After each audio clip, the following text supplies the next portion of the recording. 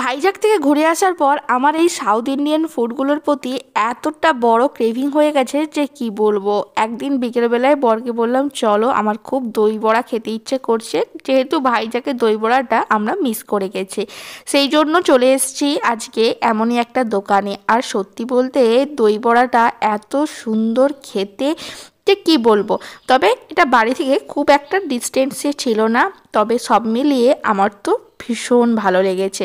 একটা খেলেই পেট ভরে যাবে। তারপরেই আমি বাবার বাড়ি চলে এসেছি, কারণ আজ বাবার বাড়ি এখানে আছে অনুষ্ঠান, মানে ওই সরস্বতী পুজোর জন্য অনুষ্ঠান কিছু বাকি রয়ে গেছিলো। সামনেই মাধ্যমিক চলছিল, তাই মাধ্যমিক পরীক্ষা শেষ হতেই অনুষ্ঠান শুরু হয়ে গেছে।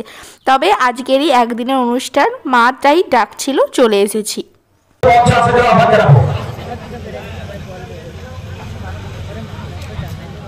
আমাদের সেই আটটা ডান্সের কর্ণধার যিনি আমাদের এই টোটাল অনুষ্ঠানে যিনি কর্ণধার আছেন, আমাদের সেই আটটাকে ড্যান্স করিয়ে বরণ করে দিচ্ছেন সহযোগী এমপি বলিপুর থেকে। অসংখ্য ধন্যবাদ জানাই আমাদের সেই মাননীয় অঙ্কিত কুমার মাইতি। অসংখ্য ধন্যবাদ জানাই।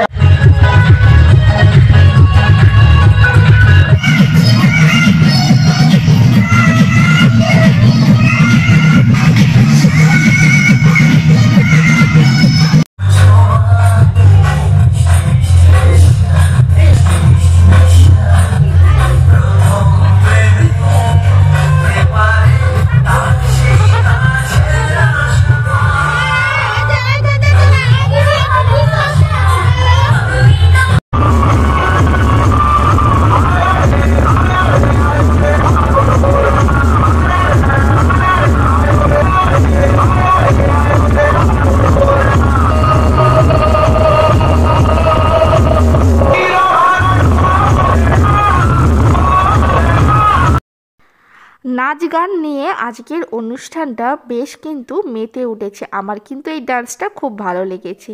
তারপরে দেখলাম একটুখানি শাশুড়ি মা বানাচ্ছে বাড়িতেই মিষ্টি। আর এইটা কি মিষ্টি দেখে কি তোমরা বুঝতে পারছো? আমি তো প্রথমে বুঝতে পারছিলাম না, তবে উনি বললেন যে এটা সরভাজা, উনি ফার্স্ট টাইম বাড়িতে ট্রাই করছে।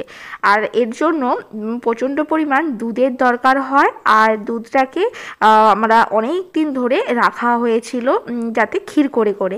তো সেটা দিয়ে ফার্স্ট টাইম ট্রাই করলেন, খেতে অসম্ভব ভালো হয়েছিল। আর এত ফ্রেশ, এত সফট, কি বলবো, সবাই খুব প্রশংসা করেছে।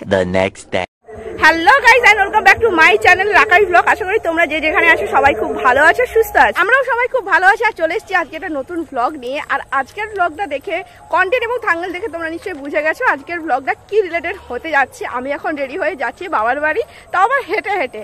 তো খুব একটা বেশি ডিস্টেন্স না, সেই জন্য হেঁটে হেঁটেই যাচ্ছি। আর এখন অনেকটা সন্ধ্যের দিকে হতে যায়।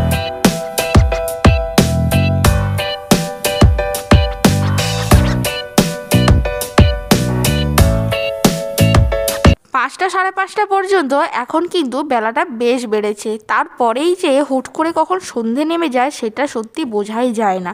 ঠিক আমার সাথেও সেই রকম। রোদ দেখে আমি ভাবলাম রোদটা কমে যাক, তারপরে আমি বেরোবো। ও বাবা, বেরোতেই দেখলাম যেহেতু অন্ধকার যেন নেমে আসছে।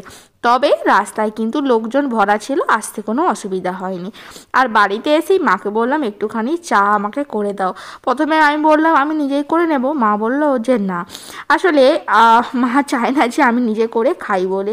যাই হোক, মায়ের হাতে চাটাও খেয়ে আমি আর মা চলে গেলাম মেলার দেখতে। আমাদেরই নিজেদের গ্রামের মেলা, আগেও তোমাদের সাথে আমি শেয়ার করেছি, আর এবছরও আমি শেয়ার করছি। তবে এটা সর্বশেষ দিন ছিল, আর এই নিয়ে আমার 3 নম্বর দিন আসা হয়ে গেছিল। তবে অন্যান্য দিন এসেছিলাম, ব্লগ আবার সেইভাবে করা হয়ে ওঠেনি, কারণ শারীরিক কন্ডিশন খুব একটা ভালো ছিল না। তবে আজকে জানি না, মন এবং শরীর দুটোই খুব ভালোভাবে আমার কিন্তু সাথ দিয়েছে বলেই হয়তো তোমাদের সাথে একটু সব কিছু শেয়ার করার মতো সুযোগ পেলাম। তবে যাই হোক, প্রতিমাটা এবছর দেখতে খুবই কিন্তু সুন্দর হয়েছে, তোমরা কিন্তু লিখে জানাও। তবে যাই হোক, মাটির তৈরি প্রতিমা যেমনই হোক না কেন, ভগবান স্বরূপ আমাদের কাছে সবসময়ই কিন্তু সৌন্দর্য বজায় রাখে। আর এখানে দেখো, এই যে যমরাজের এই যে একটা স্ট্যাচু করা হয়েছে, যেটা আগে কিন্তু এখানে আরও অনেক বাড়াবাড়ি করা হতো, তবে এখন দেখছি ওই একটাই করা হয়। আর এই হলো সামনের দিকের ফ্রন্টের প্যান্ডেলটা। আর বেশ সন্ধে নেমে আসছে, ভিড়ও জমে আসছে। মেলাতে বাচ্চাদের আকর্ষণীয় এই একটা জিনিস ছিল, যাতে বাচ্চারা চড়ে খুব মজা পাচ্ছিল। আর এই পাশে মেলায় কী দোকানদানি বসেছে, চলো সেটিও তোমাদের সাথে একটু শেয়ার করে নিই। এখানে টুকিটাকি কিছু দোকানদানি বসেছে, বাচ্চাদের খেলা, বড়দের কানের দুল, হার, এই সবেরই দোকান।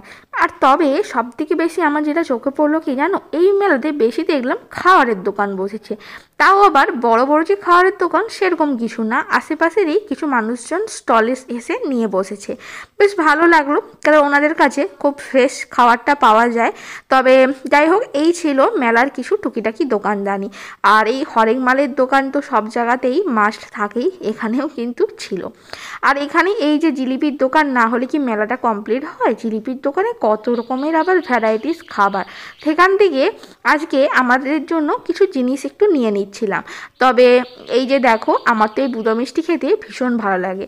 এই জিনিসটা খুবই ছোট ছোট কিউট দেখতে, দামটাও একটু বেশি দেখলাম, নিয়েছি একটুখানি ট্রাই করব বলে।